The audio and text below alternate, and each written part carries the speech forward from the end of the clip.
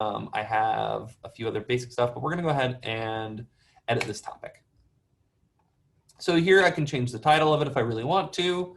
I need to change this prompt here. You need to make sure that you are doing that. If you've already added your prompt in over here, then you just copy and paste it. Otherwise, you know, put down what you want. Recording time. Your recording time can go anywhere between 15 seconds to 10 minutes. I personally recommend anywhere between 2 to 5 minutes so that people can really get their thoughts down. But depending on what you're doing, then this is going to, vary.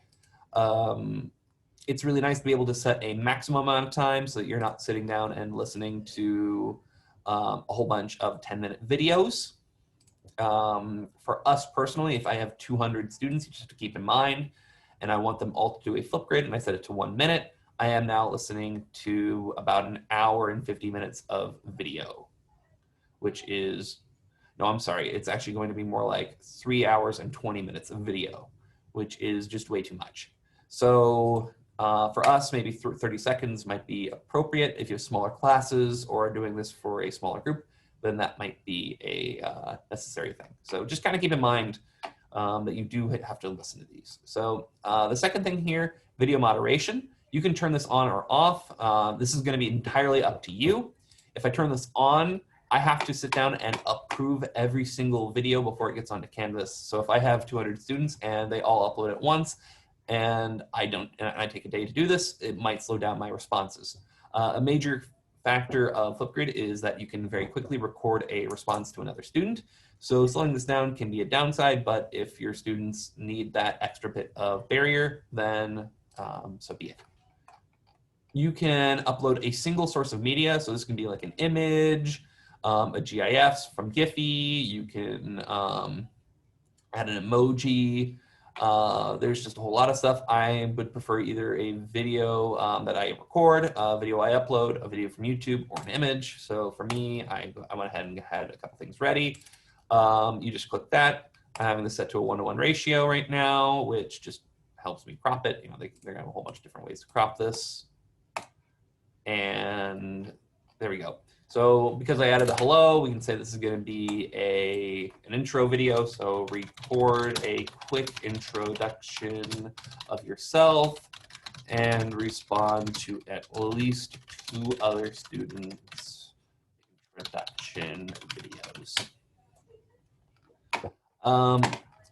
And so this just adds a little bit of context for the students, makes it slightly less boring blank place. The next thing is going to be access control. We need to keep custom topic access on, but I would not recommend keeping this on to password. I would recommend keeping it on to private mode. If you can do that though, you're going to need to set it to allow students at students.lcisd.org, because that is the thing that our students use. So you're going to have to do this for each of your Flipgrid topics as you make them. Just have that one ready to do. You can also set a guest password if you really want. I don't recommend that because part of the benefits of Canvas is that we don't allow guests in. You can also, if you have a roster list for your kids, just set all their usernames for each one. Up to you, both are fine.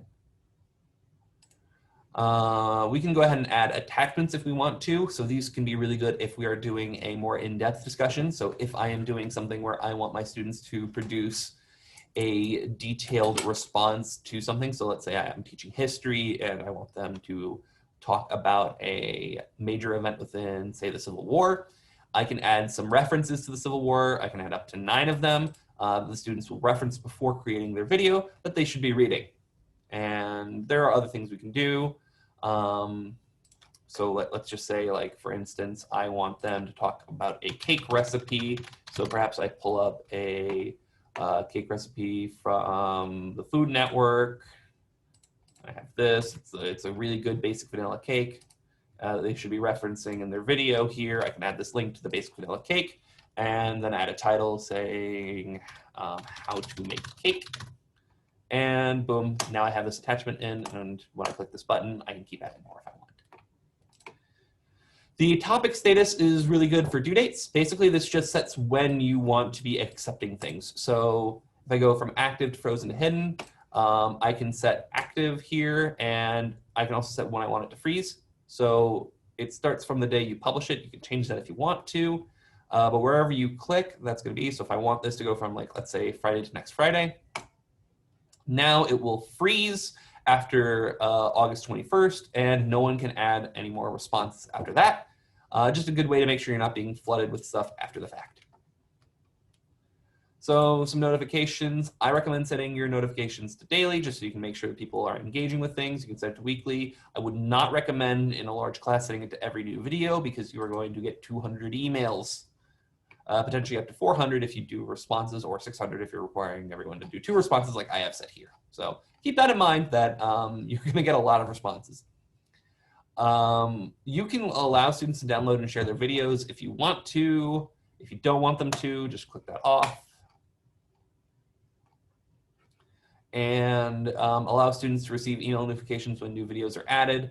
If you want to let them have that, then you can turn that on. There's no harm in it.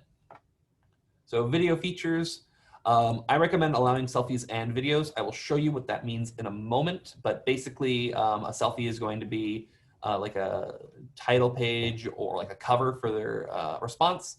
And of course, you're going to need the videos to have video responses. Video editing, you should definitely allow your students to edit their videos to make them better. Video comments are the point of Flipgrid, so you're going to want to leave those on. Attachment links, if students are providing references in their videos, then this becomes very important. If you don't want it, then you can turn it off. View count, if you want to turn this off, then hey. Otherwise, it's just an interesting statistic. You can also allow students to like each other's videos if you want, and allow them to add some notes about certain points. Okay, so the last part over here is feedback. I wouldn't recommend worrying too much about this, because we can set custom rubrics in Canvas, which is going to be a better way of doing things. But if you want to grade within Flipgrid, then that is an option too.